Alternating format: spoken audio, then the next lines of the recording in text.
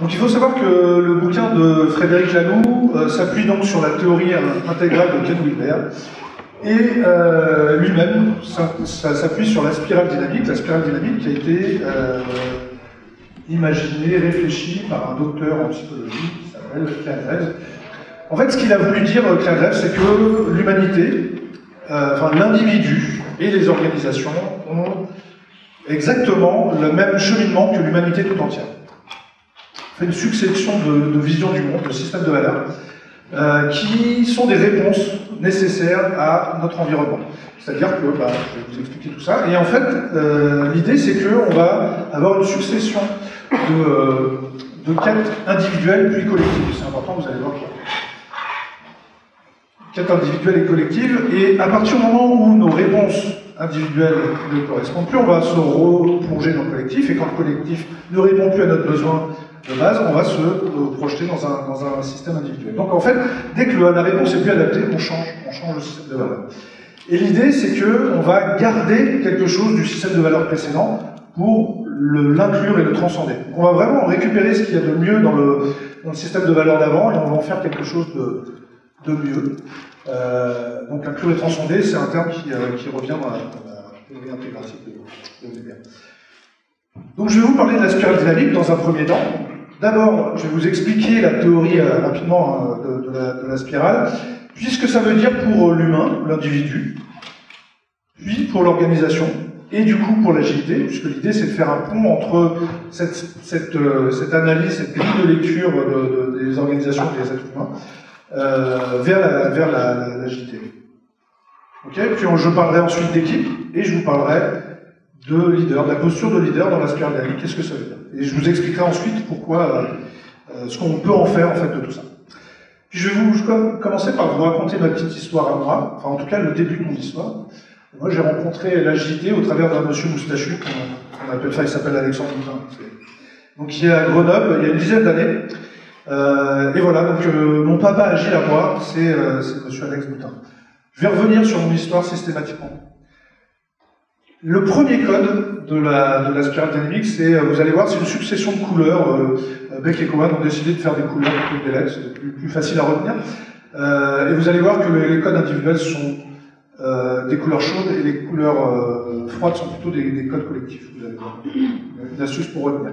Et je vous ai mis à chaque fois ici, là, si c'était de l'individuel ou si c'était des collectifs. Petit picto tiré de mon jeu, petite pub, merci. Donc l'instinct de survie, c'est-à-dire que j'ai l'humain qui commence à vivre finalement, on n'est pas dans des notions de système de valeurs, d'ailleurs on a juste un besoin, c'est de survivre. Ce que ça donne pour le bébé, c'est, donc, je vous rappelle, la spirale dynamique, le code de survie, et pour l'humain c'est juste la subsistance. On cherche à survivre. Donc on va chercher comment, à téter le sein de notre maman, à dormir, à pouvoir se remanger, redormir, remanger, redormir, etc. Donc finalement, ça donne quoi pour une organisation? Ça donne une organisation qui va potentiellement se transformer, démarrer une transformation. Et pour une équipe, ça va être la phase de forming du modèle de Tuckman. Alors le bâton d'hélium le montre bien, ça c'est plutôt la phase de storming d'ailleurs. Quand vous commencez un bâton d'hélium, pour ceux qui ne le connaissent pas et qui vont le jouer peut-être plus tard, ne l'écoutez pas. En tout cas, il ne se passe rien. Pendant les quelques secondes où on démarre, on dit une instruction simple, on demande aux gens de tenir le bâton, il ne se passe rien. Ou si, des fois, et voilà. Et en fait, c'est ça une équipe qui démarre, au démarrage, il ne se passe pas grand-chose. Et elle a juste une envie, c'est de savoir ce qu'elle va pouvoir faire, et elle va juste avoir besoin des éléments nécessaires, strictement minimum, pour travailler. Donc le manager, lui, il va être en charge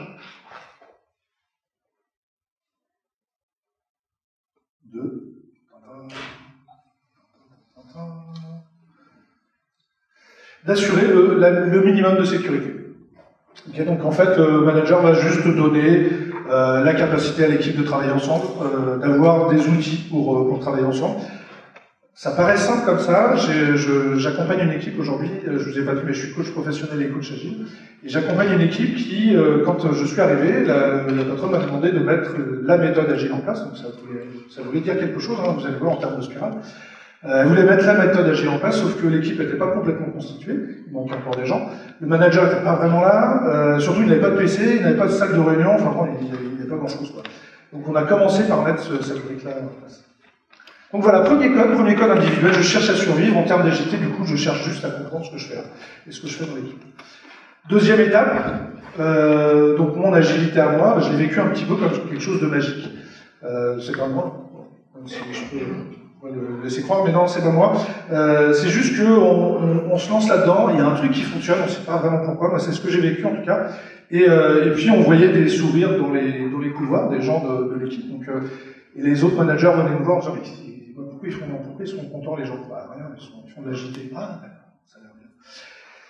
Et donc, la deuxième étape de la spirale dynamique, c'est de passer de l'état individuel de la recherche de subsistance à une recherche de subsistance en groupe.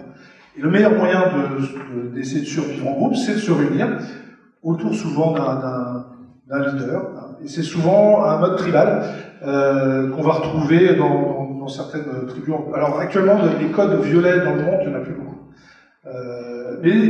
Mais voilà, on est passé nous certainement par là aussi, avec le chef du village au milieu, et puis une vie qui s'articule autour d'un cercle très fermé, puisque tout ce qui est à l'extérieur est dangereux. Donc quand ce qui est à l'extérieur est dangereux, bah, on va se resserrer autour de soi. Et en termes de spirale,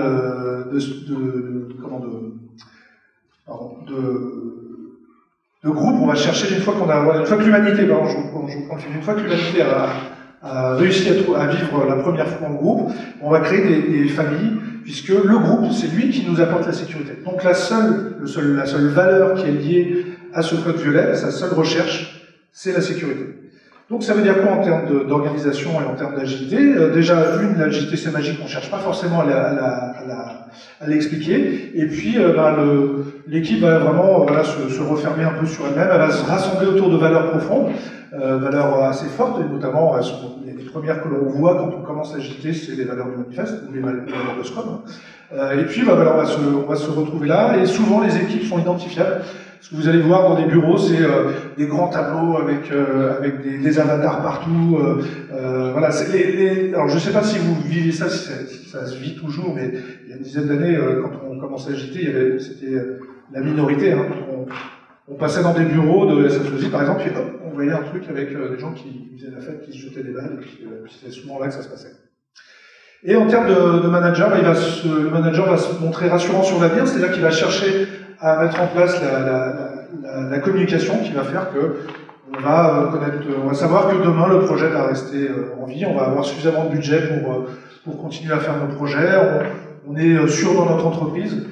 Des entreprises qui ont des doutes, on va avoir un fort code violet s'il y a des risques sur la pérennité de l'emploi par exemple. Et puis, l'agilité, à un moment, en tout cas moi, comme je l'ai vécu, c'est qu'il a fallu montrer les muscles. Bon, je n'ai pas des comme ça. Mais à un moment, ça gêne tout ça. Parce que les gens sont sympas, les gens sont cool, et puis on commence à avoir des résultats. Donc les autres, en tout cas, encore une fois, ce que j'ai vécu, c'est les autres managers autour de nous, et y compris mon N+2, ne comprenaient pas qu'on soit un petit peu différent, que tout se passe bien. Donc il a fallu se battre pour maintenir l'équipe dans son Scrum, dans toutes ces pratiques qu'elle mettait en place, pour continuer à aller se battre avec les gens qui faisaient du déploiement, parce qu'à l'époque, ça n'existait pas, on n'en parlait pas. Et se battre aussi avec les domaines métiers, puisqu'à l'époque, il n'y avait pas beaucoup de marketing ou de domaines métiers qui faisaient de l'agilité, et ils ne comprenaient pas, donc pour eux, on leur filait du boulot plus qu'autre chose. Et en fait, ce code rouge là, c'est donc le deuxième code de la spirale qui est un code individuel. Et ben le monde violet là, qui était autour d'une famille, autour d'un grand de valeurs très resserrées, ça gêne l'individu. Pourquoi? Parce que il peut plus s'exprimer, puisqu'il doit être dans le groupe, il doit être dans le code. Sauf que il y a certaines personnes qui ont besoin d'autre chose, et notamment, je prends l'exemple des Vikings, mais il y en a d'autres. On va commencer à conquérir des territoires. Et puis c'est un chef qui va être vraiment leader. En termes de posture, alors on arrive plutôt le code beige, c'est vraiment les premiers jours de la naissance. Le code violet, c'est quand l'enfant commence à s'apercevoir qu'il a un monde autour de lui, et notamment sa famille. Et le code rouge, alors là c'est l'ado parce qu'on revient, mais c'est aussi les Terrible 2, je ne sais pas si vous connaissez, si vous avez des enfants, alors comme moi, 2-4 ans, je vous assure que s'il y en a un qui dit oui, c'est qu'il s'est trompé. Normalement c'est non, et si tu veux faire quelque chose, non, et puis on va taper, parce qu'on ne sait pas comment s'exprimer autrement. J'en ai un qui parle bien, donc lui il va chercher des mots, et puis alors lui il va exprimer son nom clairement. L'autre qui parle un peu moins bien, le seul truc qu'il a trouvé c'est peut-être des coups de boule. Bon, voilà, ça marche aussi, j'en prends assez régulièrement, donc je veux dire que dans ce cas-là je l'écoute. En tout cas, le code rouge va chercher à rompre avec la tradition, et puis surtout c'est une vraie quête d'identité. On va chercher de qui je suis. Et c'est le début de la quête identitaire, mais là, pour le coup, une quête identitaire qui est vraiment personnelle. Du coup, qu'est-ce que ça veut dire en termes d'agilité? Ça veut dire que, pour moi en tout cas, c'est que l'agilité nécessite du courage, et nécessite du courage dans l'action. Et souvent, l'équipe doit savoir faire face, pour continuer son agilité, à faire face aux injonctions contraires de cette agilité, des champs cyclambés, une conf comme ça, le grand et le grand B. Donc potentiellement les méchants managers qui viennent les embêter sur leur agilité. Donc à un moment, il faut fermer les portes, il faut savoir être fort. C'est pas toujours évident.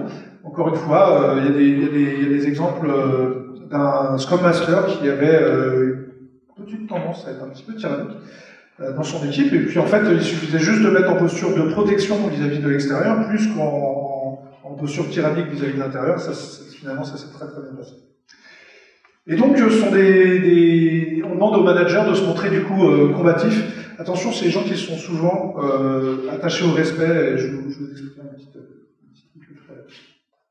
là-dessus. Est-ce que vous avez des questions sur le code rouge? Sinon, je passe au code bleu, le code bleu suit le code rouge. Alors, vous allez voir que moi j'ai un deuxième papa agile qui s'appelle Laurent Morisseau, et Laurent c'est un des spécialistes, c'était le spécialiste du Kanban en France, et il a apporté les pratiques Kanban dans les années 2011-2010, et il a écrit son bouquin, je crois, le premier bouquin en 2012, je crois. Kanban, c'est des règles surtout, donc on affiche beaucoup de règles, et ce qui fait passer vers la deuxième boucle de la quête identitaire, mais cette fois collective. Une fois que le code rouge est bien installé, qu'il est bien violent, qu'il a bien écrasé les autres, le groupe, lui, a envie de vivre aussi. Donc on a créé l'idée de quête de la vérité ultime. En gros, c'est si jamais vous faites quelque chose de mal maintenant, vous allez le payer plus tard. C'est pour ça que j'ai mis les trois grandes religions monothéistes, parce que c'est vraiment le fond de commerce, entre guillemets. Il n'y a aucun jugement de valeur là-dedans. C'est juste que pour vivre ensemble, il faut vivre selon certaines règles. Du coup, ça a créé pas mal de choses. Ça a créé l'ordre, la morale, le bien contre le mal. Si tu payes pas tes impôts aujourd'hui, tu iras en prison. Si alors, etc. Et on est toujours du coup dans des mécaniques qui font que on va essayer de faire balancer, d'où la balance de la justice. C'est la justice for all. Et donc, en termes d'équipe, ça donne des organisations plutôt conformistes et des équipes qui vont chercher à respecter les règles. Donc c'est là où on va souvent voir beaucoup de Kanban, et surtout des DOD qui sont bien propres, qui sont bien définis, qui sont bien attachés. On va voir des definition of body qui vont être bien propres. C'est souvent aussi là qu'on va se retrouver dans des bureaux où il y a les organigrammes qui sont bien étalés, puisque le code montre aussi que j'ai une place dans l'entreprise, et surtout cette place est identifiée et elle a un lien, elle a une signification.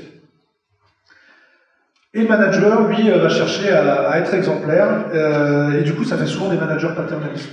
Les grandes entreprises sont souvent bleues, en tout cas ont des fortes notions de bleu. Okay, voilà les règles, la morale, qui du coup viennent mettre en place les méthodes. Je ne sais pas si vous vous rendez compte, aujourd'hui il y a une résurgence des méthodes au travers de ce qu'on appelle l'agilité à l'échelle, et notamment une forme de retour au normatif. Bien, pas bien, c'est pas un problème, c'est pas la question en soi, c'est que ça répond à une nécessité. Je dis pas, encore une fois, il n'y a aucun jugement sur ce que je présente, c'est juste qu'on a besoin, à un moment donné, pour des raisons précises, de revenir aux normes, ou d'être violent, etc.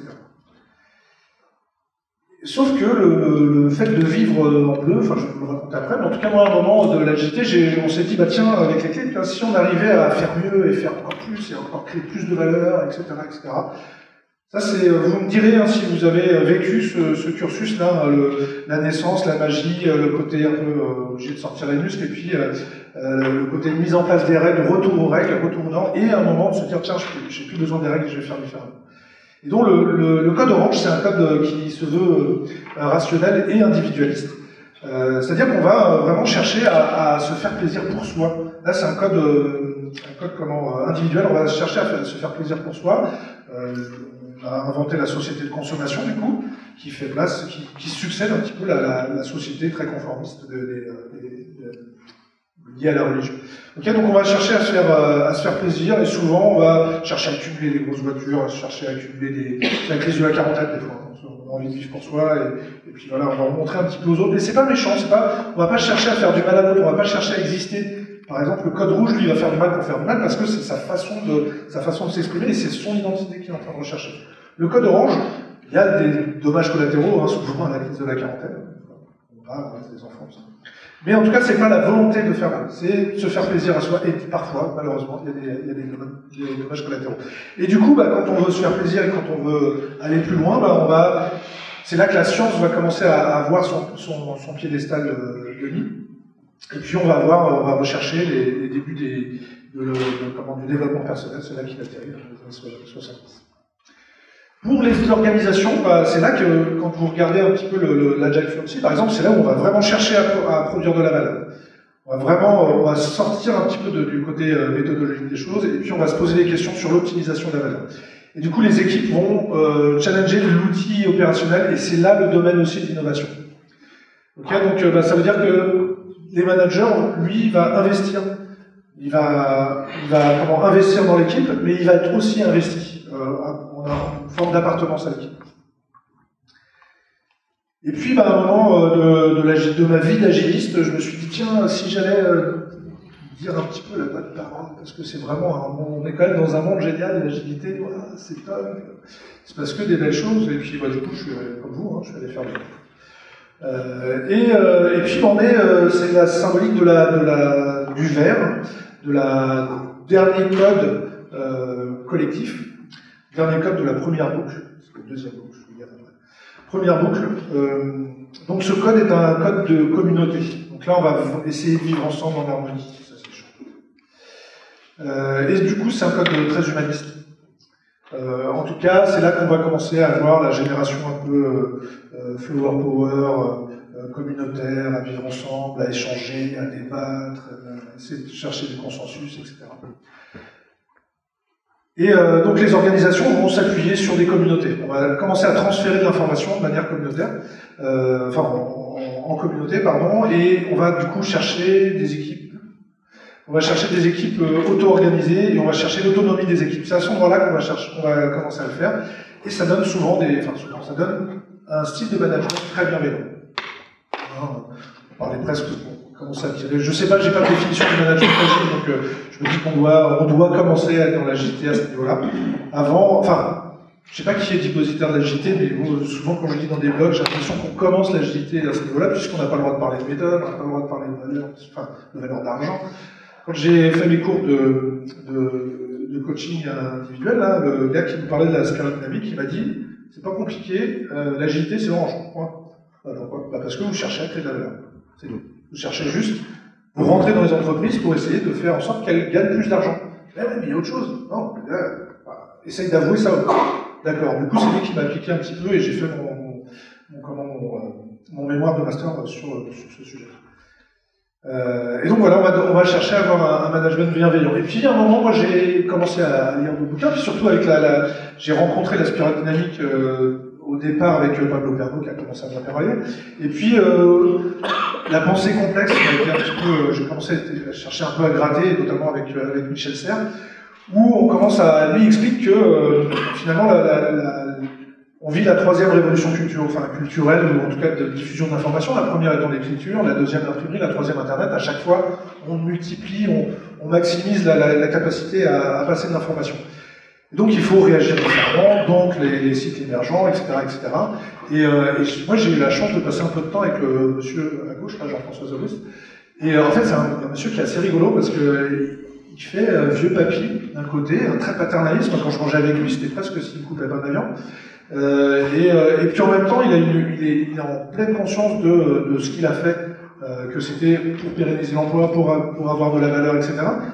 Mais que ces emplois, je fais un petit peu la boucle arrière là, mais que ces emplois, ils étaient là aussi pour faire en sorte que les familles puissent rester dans la région. Donc on continuait comme ça, et c'est quelqu'un qui, enfin en tout cas pour moi, ce code jaune là, c'est une conscience systémique de ce que l'on fait, de ce qu'on a envie. Jaune, c'est la deuxième boucle de la spirale dynamique, la première étant une recherche permanente de réponses à des questions, de solutions à des problématiques. Là, on n'est plus dans ce domaine-là, vous avez vu, hein. On va chercher à survivre, donc on a un problème de subsistance, on va chercher à survivre, que ce soit tout seul ou en groupe, on va chercher notre identité par la violence ou au travers de notre famille, de notre groupe restreint, ou alors on va chercher le plaisir personnel, qui soit individualiste avec l'amas de biens, ou un peu plus ouvert, humaniste, avec une vision très verte, très écologique. Hein, finalement, c'est là où on va aussi trouver la partie écologique. Et puis, une fois qu'on a répondu à toutes ces questions, c'est qu'est-ce qu'on en fait? Et du coup, l'agilité peut répondre avec des organisations apprenantes. C'est-à-dire qu'elles vont être en permanence en train de chercher à réfléchir sur leur façon de faire pour faire mieux. Mais en ayant en face de nous tous nos codes. Il faut juste savoir que ce que je vous ai raconté sur la vie de potentiellement l'enfant jusqu'à l'adolescent, la quarantaine, etc. Nous, en tant qu'adultes, tous les codes, on les connaît. Okay, on est peut-être installé dans un code particulier, mais en tout cas, on les connaît tous, on les a tous devant nous. Qu'un enfant, par exemple, le Terrible 2 dont je parlais tout à l'heure, pour lui, il n'y a pas d'autre notion que sa recherche d'identité. Donc, souvent, on est en train de regarder, enfin voilà, ça m'arrive régulièrement de regarder mon fils en me disant, mais pourquoi il pourrait faire différemment? C'est des enfants, ils ne feront pas différemment, c'est comme ça. Et donc, en termes d'agilité, on va être sur des organisations plutôt apprenantes, et puis des équipes qui vont avoir l'ADN agile, dans le sens où, encore une fois, ils ont tous les codes devant eux, ils vont pouvoir choisir cette méthode, cette pratique, cette façon de faire, cette posture, en fonction de la nécessité environnementale. Okay. Et du coup, ça fait, à mon sens, il y a des débats, hein, enfin, je suis oubliant pour moi, le deuxième cycle est plutôt un cycle d'ensemble, et du coup, les managers sont plutôt, je pense être des managers coach, avec une conscience systémique, justement, de l'impact de ce qu'on va faire comment on va agir avec les gens, et plutôt, justement, aller faire le pas vers eux, aller leur poser des questions, tout ce qu'on a montré tout à l'heure aussi. Voilà donc pour la spirale agile, je la récapitule rapidement, mais ça fait, je l'ai déjà dit tout à l'heure, donc la partie de recherche de survie, donc l'équipe va chercher à chercher ses outils pour travailler. C'est dans ce sens-là, pardon. Ensuite, l'agilité va donc émerger, le manager va être présent pour assurer sur l'avenir, et puis donc cette agilité va sembler magique au départ, on va se retrouver en forme de tribu. L'agilité va peut-être à un moment devoir être imposée, donc on va passer par une forme de force, et c'est là aussi qu'on va trouver la gamification souvent. Moi j'aime bien, vous avez de la chance d'avoir Damien et ses collègues avec vous, donc souvent moi j'aime bien mettre les gens en compétition, c'est super rigolo, c'est pas gentil du tout, mais c'est super rigolo. Et puis souvent les gens continuent à jouer, d'ailleurs vous mettez 2 Lego dans la pièce, vous êtes sûr, même s'il y a 10 personnes, vous êtes sûr qu'il y en a un pendant les pauses, il va continuer à jouer. Et quand vous lui demandez pourquoi je veux finir, on s'en fout, c'est un jeu. Non mais je veux finir. D'accord. Et lui il est certainement une forme de compétition qui est en lui, et souvent les codes rouges, c'est les gens qui vont faire des trails, les gens qui vont faire du sport individuel un peu dur, voilà. Le code bleu, ensuite, le code des méthodes et du respect donc, des processus. C'est là que le manager il va garantir le cadre, un cadre encore une fois sécurisant, pour que l'équipe puisse s'exprimer. Bleu étant un deuxième code, encore une fois, de recherche d'identité. Orange, optimisation des processus, on va chercher à accumuler, encore une fois. Le manager ressent l'agilité comme un investissement. Souvent, les grands DSI sont un pied dans le bleu, un pied dans l'orange. C'est pour ça que leur pied dans l'orange leur fait dire c'est cool l'agilité, je vais pouvoir un peu optimiser les ressources. Et bleu, j'ai quand même besoin de contrôler, parce que j'ai pas complètement fait ma démarche là. C'est pour ça qu'on retrouve, encore une fois, hein, je dis pas c'est bien, c'est pas bien, je pense pouvoir expliquer au travers de la spirale dynamique la dynamique aujourd'hui, justement, des fameux frameworks de l'agilité à l'échelle, parce que ça répond à un besoin du DSI d'avoir un besoin de contrôler. Les grandes boîtes sont encore comme ça. Ensuite, l'agilité plutôt communautaire, autonome. C'est là où on va vraiment chercher à aller plus loin dans l'innovation. Et puis, cette fameuse agilité qui est culturelle à l'entreprise, on passe sur cette démarche systémique. En fait, il y a un autre code dans la spirale dynamique qui est décrit, c'est le code turquoise, qui est vraiment un code holistique, donc c'est la deuxième boucle, deuxième étape, qui est un code collectif. Moi, je ne le comprends pas en termes de... J'ai du mal déjà à le comprendre en termes de spirale dynamique, et alors, en termes d'agilité, j'ai pas compris. Donc, je ne sais pas où le placer, je ne sais pas si l'agilité en est là encore. Lalou fait comme Canonbler fait la fusion des deux. Il appelle les entreprises opales, qui sont des entreprises à moitié, et jaune et turquoise.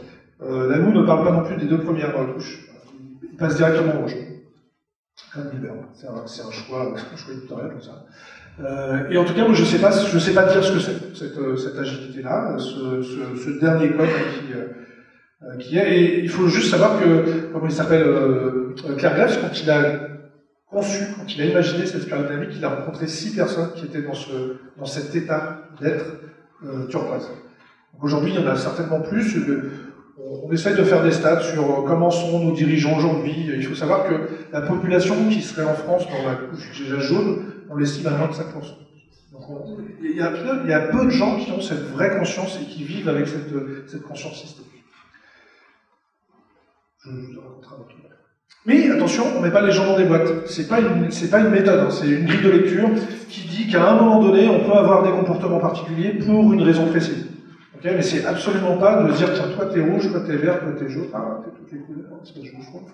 Non, ça marche pas du tout comme ça. On est vraiment une couleur à un moment donné pour des raisons. Si je vais faire du sport, moi je fais des inventions, en plus je suis métalleux, donc quand je vais écouter ma musique et puis que je vais me taper avec les gens, c'est plutôt mon code rouge qui parle. Je le fais dans des salles exprès pour ça. Donc voilà, on va avoir une raison de faire. Peut-être que là, d'ailleurs je vais vous poser la question sur juste là. Peut-être que là j'ai d'autres raisons de le faire. Et tout ça c'est bien, mais ça sert à quoi? Alors j'ai joué à faire une rétrospective. En fait, vous voyez là, il n'y a pas de... Les post-it sont orange, ils sortent mal à l'écran, mais ils sont orange. Il n'y a pas de jaune. Il n'y a pas de jaune parce que c'est un comité de direction et en fait, j'ai estimé qu'on n'était pas capable d'aller discuter d'un point de vue systémique avec eux. Donc j'ai passé tous les codes les uns après les autres. J'aurais parlé de sécurité, je leur ai parlé de gestion des conflits, je leur ai parlé des méthodes, on a parlé ensuite de comment ils optimisaient leurs ressources, etc., comment ils travaillaient la circulation d'informations, etc., etc. Et puis à un moment, j'ai pas trouvé la porte ouverte pour parler d'autre chose que de ce qui les concernait. Donc c'est bien, ça m'a prouvé une chose, c'est que la première boucle est bien une réponse une recherche de solutions à des questions, à des problématiques. Et ils étaient vraiment dans la recherche de problématiques et ça leur a été très bien. Donc je suis pas allé plus loin, aller chercher dans notre vue vraiment systémique, aller mettre le point là-dessus. Mais en tout cas, ça marche très bien en rétrospective, hein, c'est plutôt pas mal. Ça permet de balayer tout un tas de choses, et puis finalement, on arrive à balayer l'intégralité des questions dans la comité de direction, par exemple. Ça peut être aussi pratique pour se synchroniser, comprendre son environnement. Parlez de moi. Voilà, quand j'ai dit à mon entreprise que j'allais partir, mon manager qui était plutôt rouge s'est senti trahi. Donc j'ai plus rien fait pendant 6 mois. Et puis on a cherché surtout à me culpabiliser. Mais tu te rends compte, tu pars de là, c'est super, tu auras une retraite si tu restes avec nous, tu auras tout un tas d'avantages, etc. Si tu fais Et puis finalement on a calculé aussi ce que pouvait être la perte, ce que représentait la perte de valeur pour l'entreprise. Ouais, j'étais plus là, j'étais tout à l'heure, machin.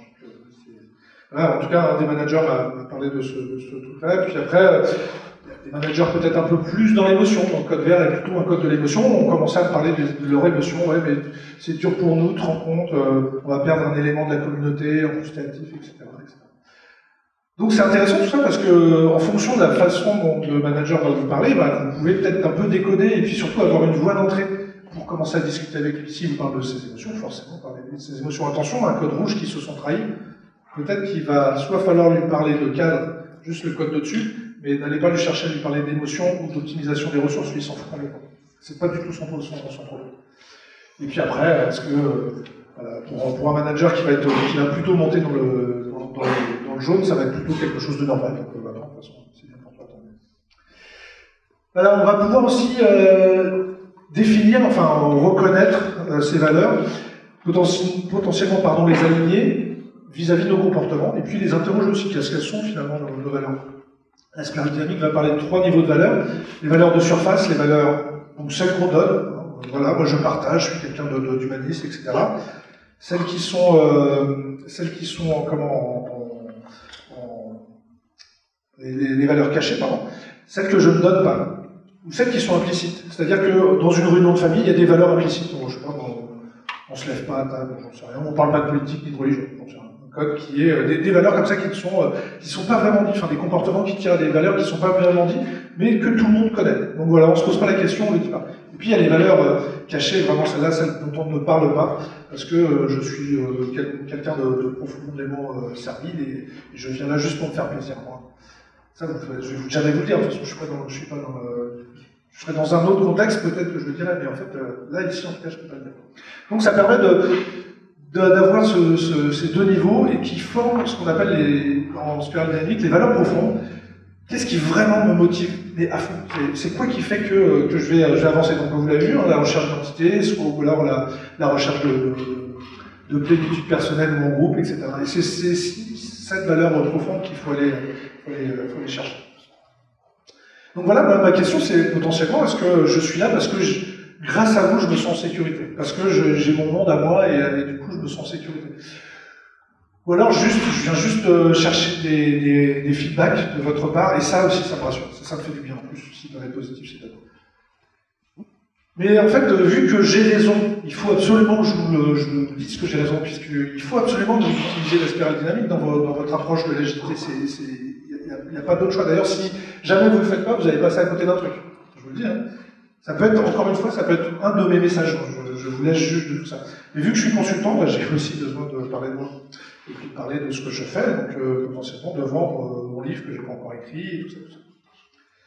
Ou alors j'ai juste besoin de partager avec vous. Et c'est juste pour ça que je suis là. C'est parce que vraiment, je pense que c'est quelque chose qui est utile. Je vous le passe et puis vous en faites ce que vous voulez. Voilà, c'est une des raisons. Maintenant, je vous laisse. Je vous laisse juge avec tout ça. Et puis vous aussi, vous interrogez comment est-ce que vous vivez votre. Ah, pardon. Pourquoi vous êtes là? Pourquoi vous vivez de l'agilité? En quoi ça vous. C'est quoi le truc profond qui vous anime sur l'agilité? Deuxième, donc je vous parlais tout à l'heure avec le gros poisson, d'inclure et transcender, ça permet que disent les praticiens de la spirale dynamique, nettoyer sa spirale. J'ai rencontré quelqu'un qui s'appelle Yann Cano, qui a écrit un bouquin sur la spirale dynamique, qui s'appelle Voyage en spirale dynamique, et qui est, lui, il est thérapeute. Et en 2 questions de générique, sur la spirale. Et en fait, il fait vivre une sorte de thérapie, psychothérapie au travers de la spirale dynamique, donc il fait revivre la naissance à la personne, dans une salle de bain, etc. Et en fait, ce qu'il disait, c'est qu'il n'y a pas grand-chose à faire parfois. Il y a juste à aller toucher un code, aller remettre la spirale de droite, entre guillemets, et puis ça va marcher. C'est vraiment l'idée de la système.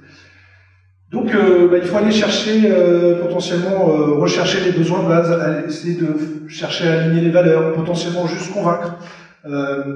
Potentiellement même juste remettre des normes en place, parce que parfois il en manque. Qu'est-ce qui va manquer dans mon équipe qui fait que l'agilité ne fonctionne pas? Des fois, il ne faut pas tout changer non plus. Peut-être qu'il faut optimiser, et peut-être qu'en optimisant tout, ça va avoir un lien avec l'ensemble, et tout ça va se mettre à fonctionner normalement. Peut-être qu'il faut aller vers plus de partage.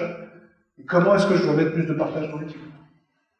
Ou alors, comment est-ce que je vois, encore une fois, l'ensemble des points, et comment est-ce que j'adresse pour un autre vrai outil pratique, c'est de tirer profit de ses forces. Donc chaque code a des forces, forcément. Et par exemple, à la première force, alors je ne parle pas du code beige parce que finalement il n'y a pas grand-chose dedans, et c'est juste vraiment une nécessité de survie, pas grand-chose. Par contre, le code violet on va se baser sur des valeurs. Donc comment est-ce qu'on renforce les valeurs, comment est-ce qu'on fait en sorte que ces valeurs soient vraiment stables dans une équipe pour qu'elles continuent pour qu'elles finissent par s'épanouir. Comment est-ce qu'on multiplie le courage? Comment on va faire en sorte que d'aller chercher quelqu'un qui est peut-être un peu plus combatif que les autres dans l'équipe pour aller potentiellement le mettre en face de quelqu'un qui viendrait être un peu plus dur ou un peu plus malveillant, en tout cas, quelqu'un qui va être dans l'équipe qui va être capable de le faire. D'avoir quelqu'un qui est un peu dans la rigueur et dans les méthodes, parfois c'est pas mal. Hein, malgré tout, on a des definition of done d'une user story, donc l'écrire c'est bien aussi. Sauf que, par exemple, moi je les écris jamais. Donc il faut quelqu'un à côté de moi qui peut-être prenne le stylo et puis on va faire des plannings. Je sais pas, bon, j'étais chef de projet, donc c'est qu'à moitié.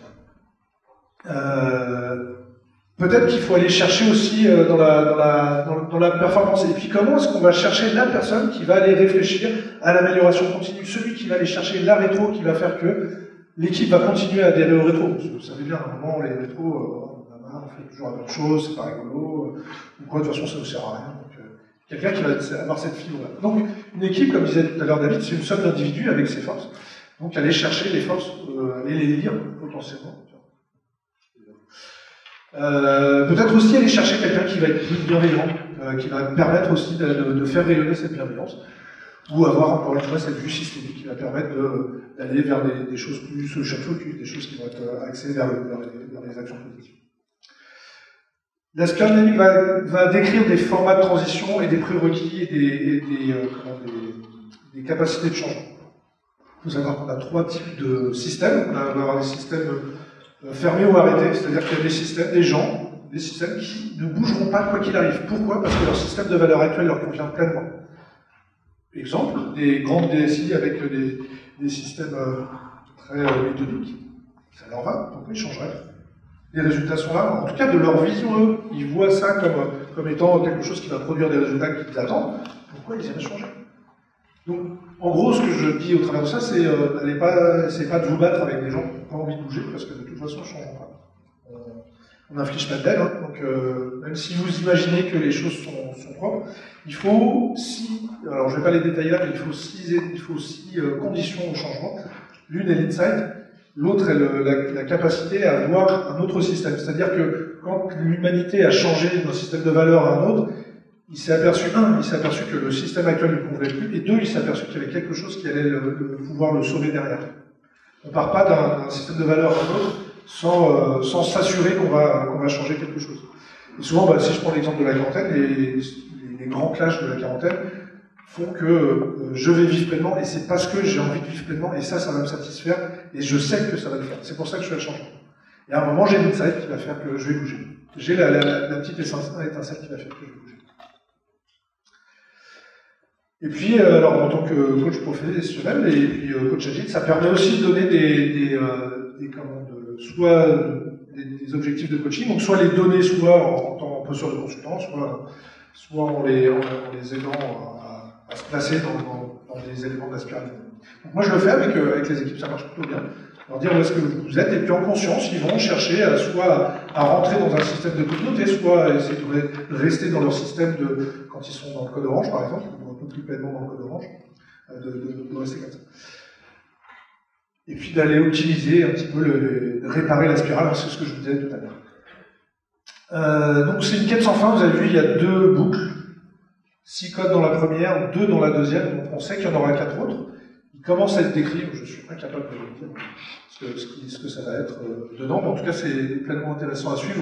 Je pense que dans 200, 300 ans, on aura une idée de ce qu'est le 6e code, donc restez avec nous, on ne sait jamais, ça peut changer. Et Claire Graham disait une phrase qu'il répétait a priori à l'envie, c'est les noms de Dieu, les gens ont le droit d'être ce qu'ils sont, et moi je raisonne, je rajoute parce qu'ils ont une bonne raison d'être. Moi je trouve que c'est une des plus belles phrases que j'ai entendues, en tout cas cette année, dans les dernières semaines. Non mais les DSI qui sont pleinement dans le bleu, là, qui ont envie de faire de l'agilité avec des normes, etc., ils ont juste besoin de le faire, ils ont des raisons de le faire. Et c'est pas en allant en se disant non, c'est pas bien. non, c'est pas comme ça qu'il faut faire de l'agilité, non, parce que moi, on m'a demandé, il y a urgence à mettre safe en place. Bon, j'ai regardé, urgence et safe, j'ai pas compris, il y a un truc qui va pas, mais en fait, c'est juste que pour lui, dans sa tête de DSI de grand groupe, bah, il n'y avait pas d'autre moyen, il fallait revenir en grand. Parce que de toute façon, l'agilité, c'est magique, mais on ne sait pas trop, on n'arrive pas trop à maîtriser, et lui, il a besoin de maîtrise. Donc, voilà. Après, je ne suis pas un pro, donc je n'ai pas pu y aller. Donc voilà, et pour ce faire, donc, je vous parlais d'objectifs de coaching, tout ça, j'ai créé un petit jeu qui permet de faire tout ça, avec 200, enfin 200 et 400 cartes, ça dépend, et chacun, les équipes ou le manager vont essayer de se placer dans ce jeu, en sachant que je m'appuie sur aussi un élément, un outil de coaching qui s'appelle les domaines de conscience de Bateson, je ne sais pas si vous connaissez, ou la pyramide de Dietz. On a deux états, enfin, on a parlé de boucles avec ce que je vois, quel est mon environnement, quel est mon comportement, quelles sont mes ressources, et ensuite quelles sont mes valeurs et quelle est mon identité. Et en plus, on part vers la mission pour Dietz et puis l'appartenance pour Bateson. Ça permet aux équipes de voir tout de suite s'il y a une cohérence ou une incohérence entre leurs valeurs et ce qu'ils font au quotidien. Donc ça marche pas mal, et si en plus vous le faites jouer au manager à côté, lui il peut aussi se synchroniser avec son équipe. Donc voilà pour le jeu. Ça permet de... Juste pour dire que tout ça peut s'opérationnaliser. C'est une grande théorie. Il faut juste savoir par exemple que c'est Beck qui est parti, donc l'un des élèves de Bateson, de Pierre Graves, qui est allé en Afrique du Sud avec Nelson Mandela, et c'est grâce à l'analyse qu'avait fait Nelson Mandela de la société sud-africaine qu'il a réussi à faire un plan pour sortir de l'apartheid. Donc ça peut servir pour des équipes agiles, des petites équipes, des organisations, et puis ça, bien évidemment ça va beaucoup plus loin que ça. Comme je vous disais tout à l'heure, Yann Cano s'en sert tous les jours, il a eu 1500 clients, je crois, enfin 1500 patients qu'il a accompagnés grâce à la spirale dynamique, et puis d'autres outils. Bien évidemment, on ne se sert pas que de ça. Là, je vais aller plus loin. Ah, j'ai fait le slide, merci. Ah, merci. Est-ce que vous avez des questions? Il reste 2 minutes. Il ne reste plus qu'une minute. Il reste plus rien.